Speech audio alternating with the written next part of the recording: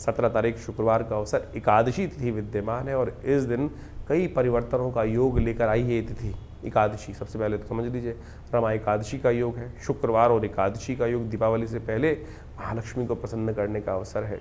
ग्रहों का योग आपके लिए जो दिखा रहा है, कहीं ना कहीं से थोड़ा सा समय कई मामलों में थोड़ा भारी हो सकता है, ध्यान रखिएगा। उपाय बताएंगे, लेकिन सबसे पहले ध्यान रखें कि रूल्स एंड रेगुलेशन फॉलो करते हुए चलने का प्रयास करें।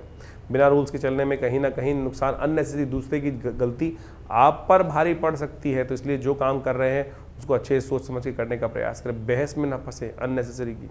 ग्रह बहुत जल्दी परिवर्तन की तरफ जा रहे हैं और जब परिवर्तन की तरफ जाते हैं तो कुछ जल्दी कहीं ना कहीं देरी में परिवर्तित हो जाती है। तो इस बात के ध्यान रखते हुए कार्य करें, धीरे धीरे सब चीज़ों को ठीक करें। इस दिन सूर्य परिवर्तन की तरफ जा रहे हैं, दोपहर के करीब 1 बजे के आसपास, पौने 2 बजे के आसपास सूर्य परिवर्तन की तरफ जाएंगे और ये परिवर्तन होगा सूर्य का आपकी राशि से आगे की तरफ, द्वितीय भाव में जाकर सूर्य बुध के साथ बुध आदित्य योग बना लेंगे। ये बहुत सुंदर योग है आपकी राशि के दृष्टिकोण से, और आप समझ लें ये 1 महीने तक सूर्य का जो परिवर्तन का योग बना है आपके लिए, आपकी किस्मत को जगाने के योग बना सकता है।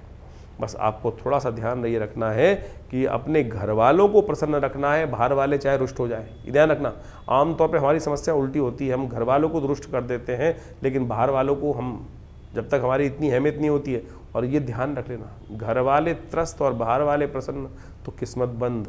जी हाँ, इस बात का ध्यान रख लेना, ये महीना आपके लिए इस प्रकार का साबित हो सकता है। तो इसलिए खास तौर पर इन सूर्य महाराज का कृपा को समझते हुए कार्य करें। बुध आदित्य योग है, हो सके तो कन्या पूजन रोज करने का प्रयास कीजिए, हो सके तो सूर्य को जल देने का प्रयास कीजिए, और हो सके तो घर वालों के लिए कुछ मीठा, मिठाई, कुछ खिलौना, कोई भी चीज़, कोई उपहार देते रहिए, प्रसन्न घर वाले रखने का प्रयास कीजिए।